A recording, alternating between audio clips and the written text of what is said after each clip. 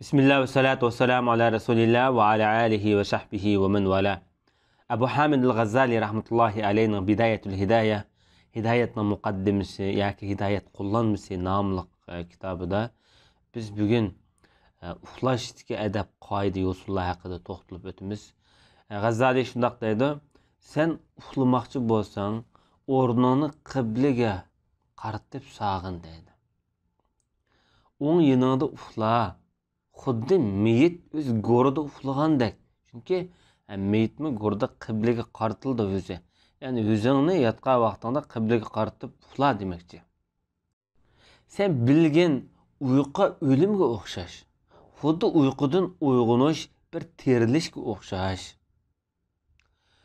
Allah subhanahu va taala navoda shu kechida jiningni ib qalsa, sen Xudo bilan tahoratlik holatda uchrashishni o'ylan.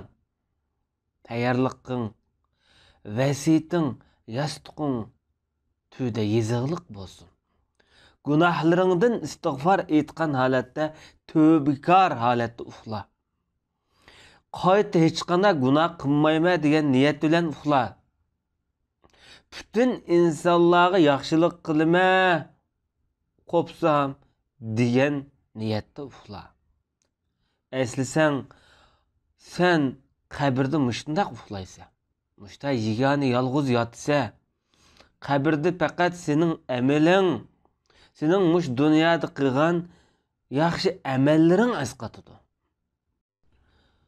Kembigan uyquni qasddan yetib bunda uxlavanma yumshoq to'shaklarda.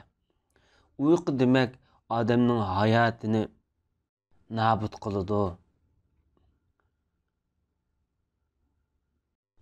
Lekin navoda sen uyg'oq holatdan sana bir balay, ofat ulab qolsa, uxlag'aning yaxshi. Chunki uxlagan vaqtingda sen diningni ham boshqalarni o'zingning yomonligingdan saqlab qola olaysan. Bilgan kecha kunduz 24 soatdir. Sening uyqung kecha kunduzda 8 soatdan eshib ketmasin. Masalan, sen 60 yil yashading desak, 60 yilning 3dan biri bo'lgan 20 yil uyqu bilan behuda ketdi degan gap. Sen uxlagan vaqtingda misvakingni, taharat suyingni tayyorlab qo'y. Kechida tahajjud namoz o'qishga iroda qil, niyat qil. İmkan bo'lsa bomdoddan tong yorishdan burun qo'pishga niyat qilgin. Chunki kechida o'qilgan 2 rakat namoz u ajoyib zo'r boylik bilsan. Sen qiyomatda mushta kambag'al bo'ladigan bir kunlaring bor. Mush boyligingni shu vaqtga yig'qin. Sen o'lsang dunyoning boyligi sana hech arzimas. Bunun şərisində mundaq bir hədisini keltirib mundaq depdi. Sen 5 işdən burun 5 işni fursat bil. Qirib ketishdən burun yoshliqingni, kasal bo'lishdan burun saqliqingni, kambag'al bo'lishdan burun boyliqingni, mashg'ul ishing oldirash bo'lib ketishdan burun bo'sh vaqtingni, o'lishdan burun o'zingning tirik holatingni fursat bil degan hadisni keltirib. Sen uxlagan vaqtida mundaq degan. Ba'zi rivoyatlarda masalan uxlagan vaqtida mundaq zikrlarni deyishmi hadislarda keltirilgan. Masalan Allohu akbarni 34, subhanallohni 33, alhamdulillahni 33. Payg'ambar sollallohu alayhi vasallam Ali radhiyallohu anhu va Fatima radhiyallohu anhaga mushtad deyishni tavsiya qilgan. Andan mushu Sur İhlas, yani Kul huvallahu ahad, Kul a'udhu bi rabbil falaq, Kul a'udhu bi rabbin nas ne o'qib, qo'liq bir hudaymiz deb qilib, bu orqali badanni silaymiz. Yani 3 qatim o'qib, mushtarak badanni 3 qatim silaymiz. Mana bu Payg'ambar alayhisolatu vasallamning uxlashdan burunqi adab qoidalari. Endi G'azzali rahmetullahi alayhi mundaq deydi: sen uxlagan vaqtingda tövendik dualarni o'qib yot, mushta Xudoga iltijo qilib, munojat qilib yot demoqchi. Bu duo mundaq: ey ulug' Parvardigor, men yenimni qo'ydim, uxlash qo'ydim endi. sening isming bilan qo'yman, sening isming bilan ko'tarman, ya'ni uyg'unaman. Shuning uchun gunohlarimni mag'firat qilgin. Ey ulug' Alloh, sen bandalaringni tirildirdigan bu kunda azobingdan meni qutqazgin. Ey Alloh, sening isming bilan hayot yashayman va o'laman. Ey Alloh, sen bilan har qanday yomon, nachar odamlarning yomonligidan panoh tilayman. Her qanday çarpayның, jallıqlarning yomonligidan panoh tilayman. Sen çünkü ularning çulurni sen tutib turguchi, sen boshqarib turguchi. Parvardigorim, sen haqiqiy to'g'ri yo'lda. Sen shundoq bir avvalki sendin burun hech narsa yo'q va bo'p boqmagan. Bundan keyin sen hammaning oxirgi senden keyin hech narsa yo'q. Yani bütün narsalar yo'q bo'ladi. Oxirida faqat haqiqiy mavjud Alloh qiladi. Sen shundoq zohir oshkorki sening ustingda hech narsa yo'q. Sen shundoq botinki senden başqa hech narsa mavjud emas. Şundoq yo'shurunki sening töviningda hech narsa yo'q. Bir qarsak hammadan oshkoridek, bir qarsak hammadan yo'shurundek demoqchidir. Mendan qarzlarimni ado qilgin. Meni kambag'allikdan, xorlikdan boy qilgin. Ey Alloh, sen mening nafsimni, jinimni yarattın. Sen mush jonni sen o'ltirsan, jinnini olasan. Bu nefsimning hayotligi, mamatligi sening qo'lingda. Xohlasang jinini olasan. Xohlasang jonlandirsan. Ey Allah, bu nefsimning gunohlarini mag'firat qilgin. Ey Allah, sen yaxshi bandalaringni saqlagan kabi mush nefsimni saqlagin. Ey Allah, senden afu ve xotirjamlikni so'rayman. Ey Allah, meni sen o'zing eng yaxshi ko'radigan vaqtda uyg'otgin. Ey Allah, sen meni o'zing yaxshi ko'radigan ishlar bilan mashg'ul qilgin. Şu amallar orqali meni sana to'limi bek yaqinlashtirgin. Ey Allah, nafratingdan, g'azabingdan bekmi yiroq qilgin. Ey Allah, senden so'rayman, bana bergin. Senden istig'for etib gunohlarimni mag'firat qilishingni tilayman. Gunohlarimni mag'firat qilgin. Ey Allah, sana dua qilaman. Duayımni ijobat qilgin. Andın Ayetel Kursini, Amener Resuluni sürünün ahirgacha o'qib, sur İhlas, Qul a'udhu bi rabbil falaq, Qul a'udhu bi rabbin nas, Tabaraka, sur Tabarakni o'qigin. Şuna bilan sen Allah'ın zikri ve taharet ostida uyqu qaplagan holatda uyquga ketgin. Kim mush men degandek ishlarni qilsa, buning jini arshga o'laydi. Bu uyg'onganga qadar, yani bu rahmat o'quvchi hamda sana aytquchi bo'lib shu qatolarda yeziladi buning daftari. Endi sen uyg'onding. Undaqda men sana başta bildirgan narsalar bor, shuni murojaat qilib, mushu tartib bo'yicha bütün ömrünü mush yo'sinda davom etgin. Bu so'zinki şerisida mundaq bir mazmunlar bayon qilinib o'tibdi. Payg'ambar alayhisolatu vasallamning shundoq bir hadisida, sen dunyoda yashab boqmagandek, bo'p boqmagandek, sen hamisha oxiratda bo'lgandek yashag'in deb Riyazul Uns nomli kitobda Payg'ambar alayhisolatu vasallam shundoq degan. Nur qalbga kirgan vaqtida qalb yeyilib, ichilib kangraydi. Deyilindiki, ya Resulallah, bundaq ishlarning bir ma'lum alomatlari bormidi deganda, Payg'ambar alayhisallam shundoq javob berib, ha? Darul g'urur, bu yolg'on dunyodan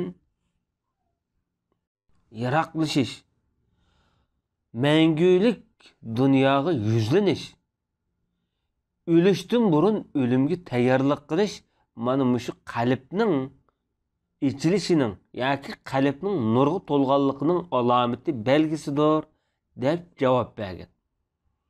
Ba'zi solihlardan o'limga qandoq tayyorlik qilsak bo'ladi desa, 3 narsa bor.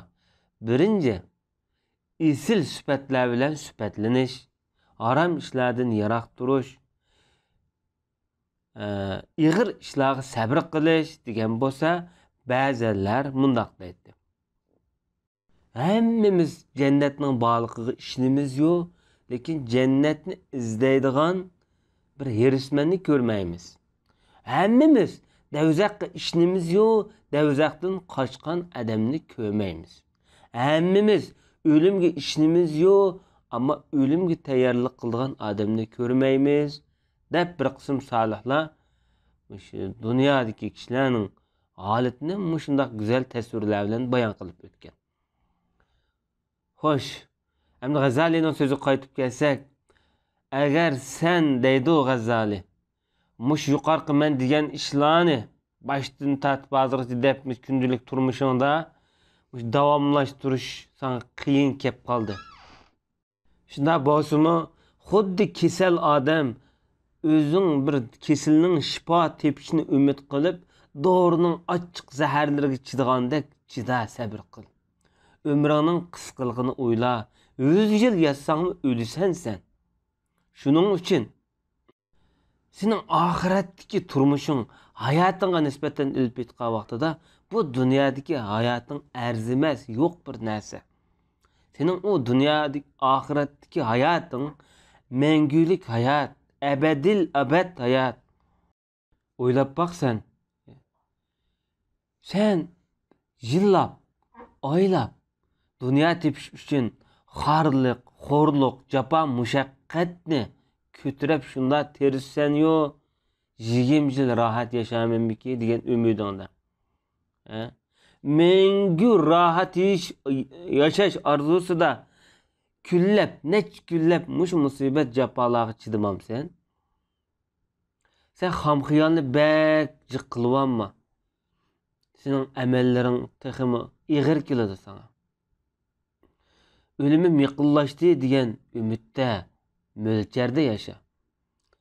O'zing davomli o'ylaydiganing bugun cho'qim mushaqqatni yengib chiqima deydigan xiyol bo'lsin.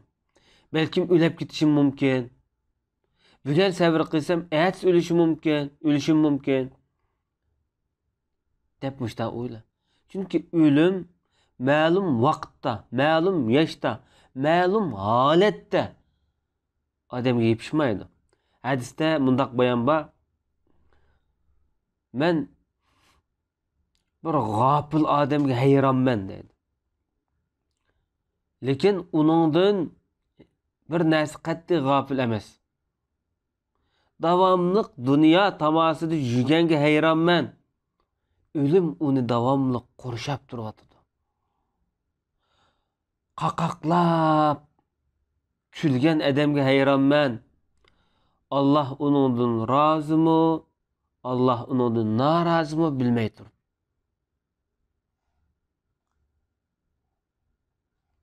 Hem G'azali shundoq deydi, o'lim qandaq vaqtda bo'lsin sana cho'qim hujum qiladi. Hem de dünya üçün yaşap, dünya üçün tayyorlik qilishning o'rniga o'lim üçün yaşash bek muhim. Sen bu dünyada ma'lum muddatli yaşaysa, belkim senin ajalingdan bir nefes, bir saat yoki bir kun qolib qolgan bo'lishi mumkin. Sen mushta o'yla qalbingda davomli har kuni. Nafsingni toat, ibodat ustida chidaydigan, sabrchan bo'lish uchun chiniqdi. Kunda ishta qilib oshirib ber. Mesela sen 50 yıl yaşayma deb mo'lchar qilding. Sen mushu jarayonda taat, ibodat bilan sabr qilish uchun o'zingni shunda kuchab nafsingni majburlading. Ammo nafsing yana sendan qochib, ig'ir ko'rib, bir xil sana bo'ysunmay turib oldi.